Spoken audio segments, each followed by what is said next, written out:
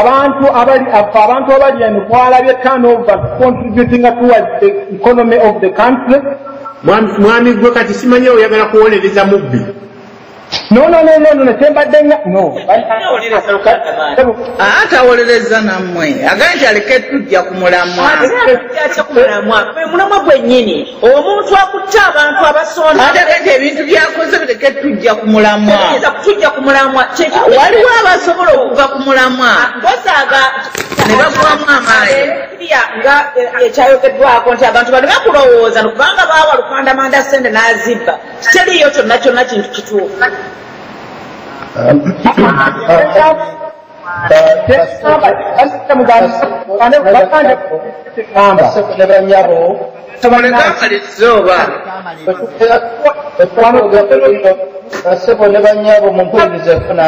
muleke amalirize omwami ono kubagale nti agenda. Mulaba ebizibu bannange bye tuyinza okufuna ne bwankubadde nga tuba tufunye kye twetaaga kubanga tukyalumaŋŋana siru. Amatu koza ekigambo bwe kiyingira mu bwongo waffe omu atidigestinga bulala n'omulala n'atidigestinga bulala. Bannange nsanyuse nnyo okuwuliza mukyala gwe okubeera nga oyogedde ekigambo kyembadde miininga nga siyinza kuwolereza mubbi era eddiini gye nsoma omubbi alagirwa kuttibwa bw'aba nga azuuliddwa nti mubbi. Dini bulungi kyeyo. Omulamwa gwaffe mulamwa ki? Mulina nti mulamwa gwaffe gwe tugenderera mugenda kubeeramu omukazi bw'aba ayagala okuzaala n'avaamu olubuto tagaana kwongera kunoonya baana. Bwe tuba tugenda okuziika munnaffe n'abanga yafiiridde mu accident tugana kulinnya mmotoka. Tubeere ku mulamwa bannange tugaane kuva ku omulamwa oguli mu kitimba oguli mu ddiro gwa kubeera nga Buganda eddayo mu kitiibwa kyayo naye ezzeeyo etya. Ekibuuzo nze bannange kenjagala okubalekera muwumbewumbe mukiteeseeko. Ebintu bino tebijje ebintu bino nti kakati ng'omwami ngoyo bwe tumuwa ssente nti agenda aliisa abantu be Nakasongola essente ezo zinaatuuka.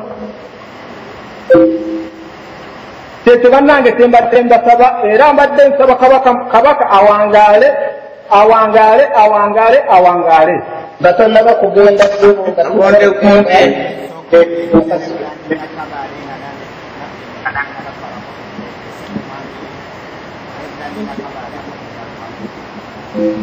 kakati ssebo mwami Magezi webale nnyo okuteesa webale nnyo okuzuula okujja ku kyoto kino okwota muzaawula tukwebaza nnyo era tokomanga okwo komawo buli wa mukaaga tubeerawo.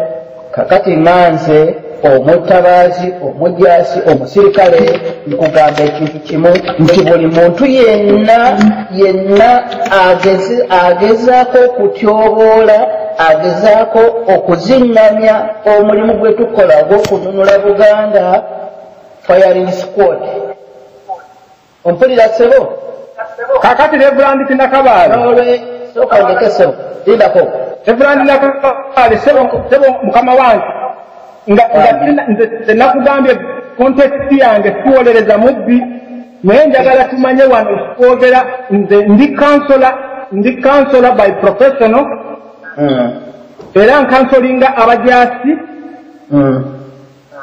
era ndi lawyer ndi nsoma crime and crime psychology and criminal law. Kugamba njagala mmanye nti gwe bw'onaatwala ekintu ate nze tuwenjo kitwala.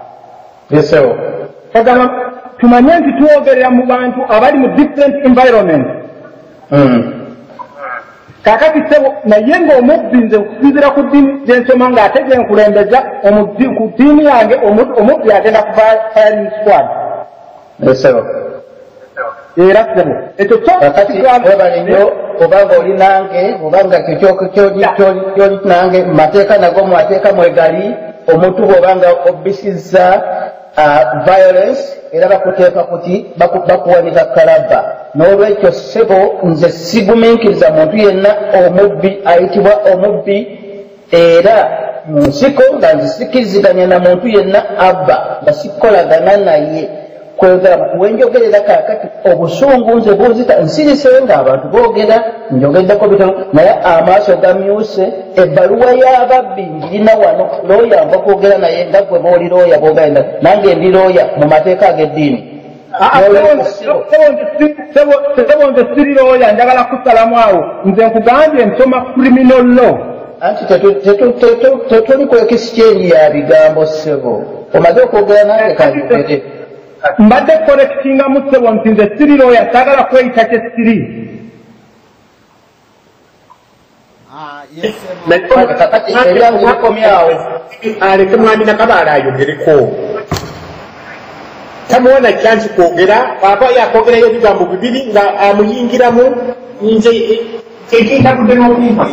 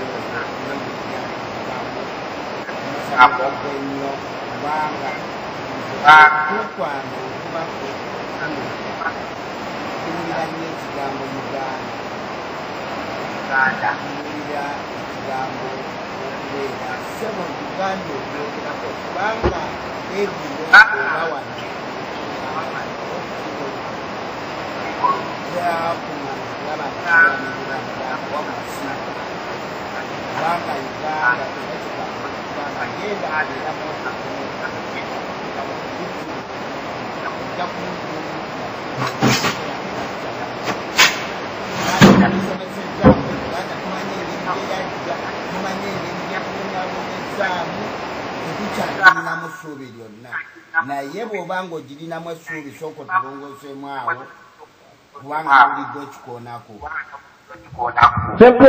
sebo mwami James esebo bwe tuddako ku history ya Uganda naddala ku bwakabaka bwa Buganda kubanga obwakabaka bwa Buganda bwa revenues zonna ezayimirizaawo obwakabaka bwa Buganda as Buganda kama omuzungu bwe yajja yatuwa right y'okukolektinga revenues mu bwakabaka nga Bunyolo, Tolo, whatever naye bakabaka abalala okusinziira ku history gwe nasoma bakolako intermarriages baayinanga emikwano mu kingdoms ezaali nga around era kingdoms ezatuli around zayamba kinene nnyo okulaakulana kwa Buganda. Kino bannange mbadde nze nteesa ku lwange Obuganda bulina okubeerawo nga bweyimiridde bwetengeredde naye Obuganda bulina okubeera nga bwetengeredde kubanga tulina abantu where nga tukyalinga ebintu something in common.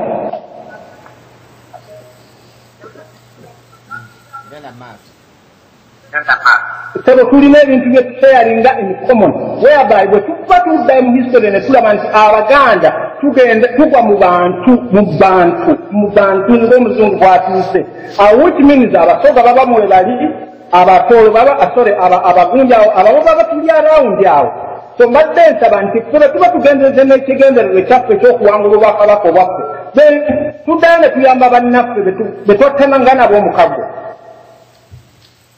Tekirina mutawaana omukwano gwoyogerako twalina emikwano naye twogera ku kigambo okukolayo omutujjukiza Katumba teekawo kati awo bambi twalina omukwano. Mwami Magezi ayogedde bulungi nnyo naye era kyoyogedde kirungi nange nkisemba katumalefu okwemaliriza Abaganda bwe tulibanga tulina amaanyi agafiseewo tuliyamba bannaffe abalala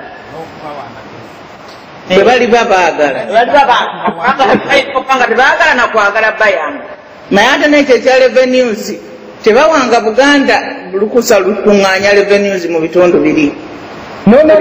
Ebitundu byonna abazungu bwe bakuŋŋaanya revenues balina kampuni gye bayita East African British Imperial Company eyo olabira nti abantu bakyusa history ne babuzabuza abantu kale oyo omwami ali mukubuza bali bajja kubba sente zaabwe nga tebagamba nti ojja kugamba omulala yabakuŋŋaanyayo abuzabuza sikubuzaabuza oluusi egundi information ekyuka mu ngeri emwamu endala abantu bangi abawuliriza kati waleeta ebintu ebisobola nze njagala omuntu ati akyasoma mukwatakola kyalina kukumiikiriza bonna naye ateesa bulungi ateesa bulungi obugumiikiriza munnabangikwako kati omubala ogumanya amazima galituwa eddembe okusomesebwa ebitakusomesebwa kati omwami oyo asomye enkola y'abazungu bulungi nnyo professional owulira tikuzaagooba naye ate